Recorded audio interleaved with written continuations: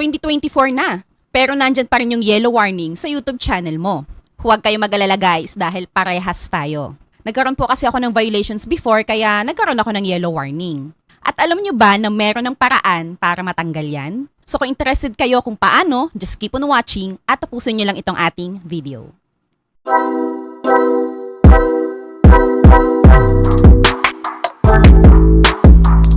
Hello MGR Fam and also to everyone sa mga hindi pa po nakakakilala sa akin. I am Marian of MGR Official. So nag-upload po ako ng mga videos like tutorials, tips, and guide. And also we are doing a live streaming which is nagkakaroon naman tayo ng mga live discussions, tutorial, Q&A, and gaming live streaming dito sa YouTube and sa Facebook. So kung interested kayo sa mga ganyang klase ng content, you can consider to subscribe on our channel, MGR Official, and don't forget, i-click nyo yung notification bell para every time na meron tayong mga bagong videos, live streams, and premieres as well is ma-update po kayo kaagad-agad.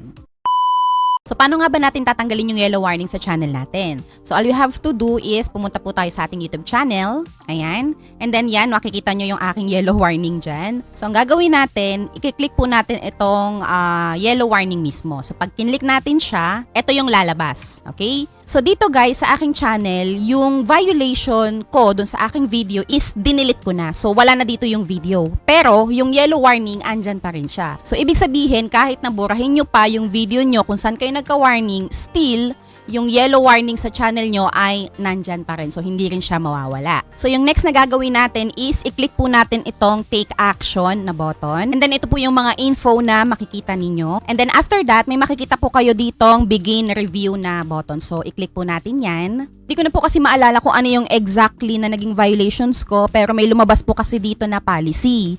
So, ang nakalagay dito is harmful or dangerous content. So, I think ito yung naging violations ko before and meron po ditong read policy so pwede nyo pong i-click yan para mabasa ninyo yung mga information tungkol po dito sa harmful or dangerous content na policy. So para magkaroon kayo ng idea. So i-click na natin itong next na button. So para matanggal po natin yung ating yellow warning sa channel natin is kailangan po nating mag-take ng policy training. So paano nga ba nag-work itong policy training na to? So may makikita po kayo ditong info, ayan how it works. Sabi po dito, kailangan po nating makomplete yung short training which is meron siyang 7 questions. So sasagutin natin yon. And then sabi pa dito, if you violate this policy again, within 90 days, you'll get a strike again.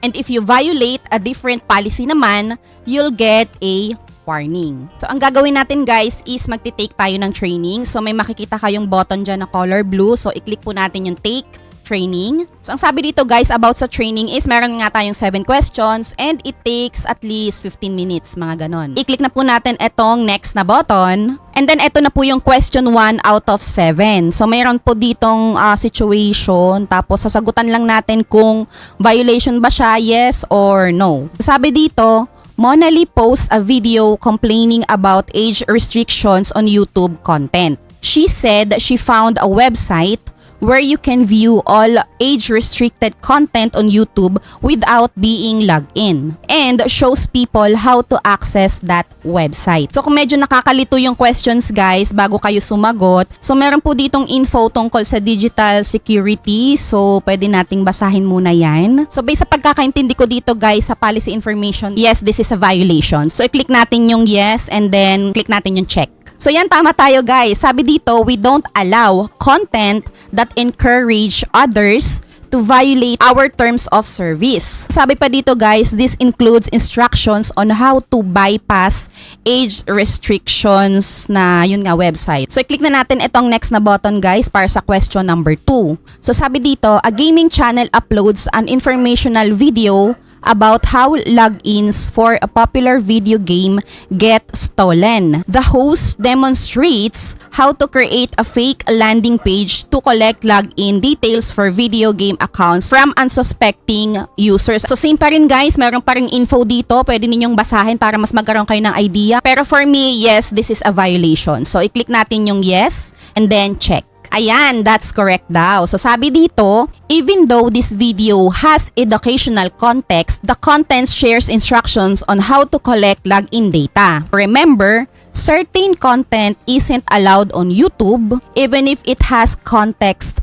added. This includes instructions on how to use computers or information technology to compromise personal data or cause serious harm to others. So kahit na educational pa yung contents natin or yung video natin guys, as long as ang itinuturo mo naman ay, alam mo yon, pandaraya, ay hindi pa rin po allowed yan dito sa YouTube. So bawal po yun. So proceed na tayo sa question number 3. So i-click na natin itong next. So para sa question number 3, WBN is a local news station. They run a story about the danger of police pranks, in which they show a clip of something calling in a threat to the police to get a police team sent to their friend's home. WBN talks about these pranks have resulted in people getting seriously hurt during encounters with police. Is this a violation? Yes or no? Para mas magkaroon kayo ng idea guys, basahin nyo lang po itong policy information sa gilid. Kung mababasa nyo dito sa ating policy information, this is about extremely dangerous challenges and pranks. Hindi daw po ina-allowed ni YouTube yung mga content na nag-encourage, ayan, encourages dangerous or illegal activities that risk serious physical harm or death. So violation nga ba ito or hindi? Of course, no. Kasi hindi naman sila nag-encourage na gawin natin yung prank. Kumbaga nagbibigay lang naman sila ng warning. So i-click na natin itong check. So yun, that's correct. Sabi dito guys, so although this shows a dangerous prank, the video provides educational and documentary context and discourages the activity by describing its dangers. Medyo tricky yung ganitong questions pero kailangan po nating basahin lang mabuti and intindihin lang po natin yung mga information dito about sa policy. So para naman sa question number 4, sabi dito, Lee shares instructions on how to edit a photo to make someone look younger using an expensive photo editing software. He mentions that he got a copy of the editing software for free, but he doesn't provide any instructions on how others can get it for free. Lee shows viewers how he uses the tools to reduce the appearance of wrinkles. So, violation nga ba ito? Yes or no? So, this is another tricky question, guys, no? So, for me, my answer is no. So, i-click na natin yung check. Tama nga. So, hindi nga siya violation. So, bakit? Basahin natin, guys. Sabi dito, Lee mentions that he got the software without paying for it. But he doesn't show users how to do so. So, hindi niya naman tinuruan yung mga viewers niya kung paano makuha yung software na yun for free even though may bayad yun. Basta pinakita niya lang kung paano gamitin. So, para sa question number 5, sabi dito, Martin films a review of his favorite strains of marijuana. He gives a shout out to his favorite marijuana store and adds a link to their website in the video description where viewers can purchase the same products Martin reviewed. Pero for this question, I think this is a violation. So, i-click natin yung yes, this is a violation. So, i-check na natin guys. Sana tama ako. Yes, that's correct. So tama nga, this is a violation. So sabi dito guys, basahin natin. Martin's link in the video description facilitates the sale of soft drugs. Marijuana is considered a soft drug. Okay, so yun, alam na natin guys. So proceed na tayo sa question number 6. So click na natin yung next. So for the question number 6 guys, meron po tayo ditong mga correct answers. Naku, parang ang hirap nito.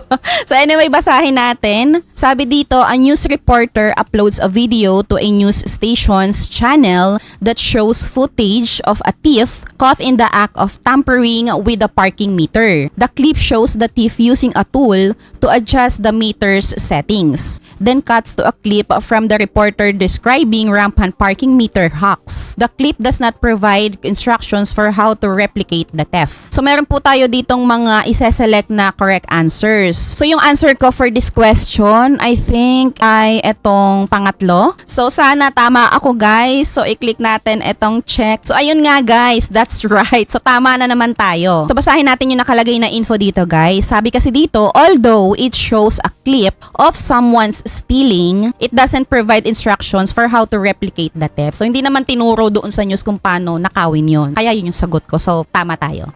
Proceed na tayo sa question number 7. So, next na. So, for the question number 7, guys, sabi dito, Eric hosts a popular hunting channel. He educates viewers on techniques and tools, including hunting the rifle reviews. At the end of each tutorial on how to select the best rifle for different types of game, Eric asks subscribers to check out his website, where the 1,000th person to sign up for this newsletter will be eligible to win a firearm. So yung question number 7 natin guys is under po siya ng policy information about sa weapon. And sabi pa dito, don't post content on YouTube if the purpose is to do one or more of the following. So may nabasa ako dito, ayan o, sell or give away firearms or a certain firearms accessories. So dito kasi sa ating question, yung pang 1,000 daw na person na magsa-sign up is eligible daw na manalo ng firearm, which is hindi allow sa YouTube. So yung sagot natin dito ay yes, this is a violation because Eric is giving away a firearms. So i-check na natin guys kung tama tayo. This is the last question. So there you go.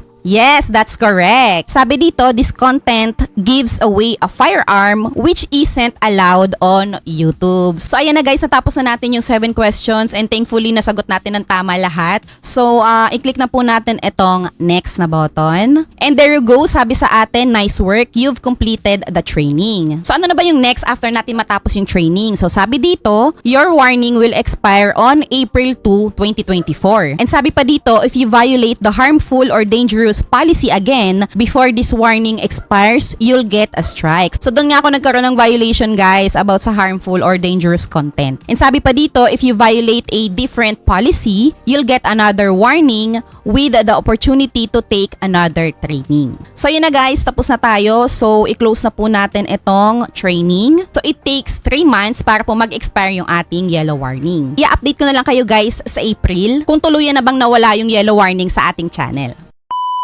And that's all for today's video guys. Hopefully nakatulong po ito sa inyo. And if ever na meron din po kayong mga friends na merong yellow warning sa kanilang YouTube channel, you can also share this video para makatulong din sa kanila. So if ever na meron po kayong mga clarifications or follow-up questions, just comment down below. So yun lang guys, kita-kits na lang tayo sa ating mga susunod na videos and live streaming. Always kayo mag-iingat and God bless. Bye!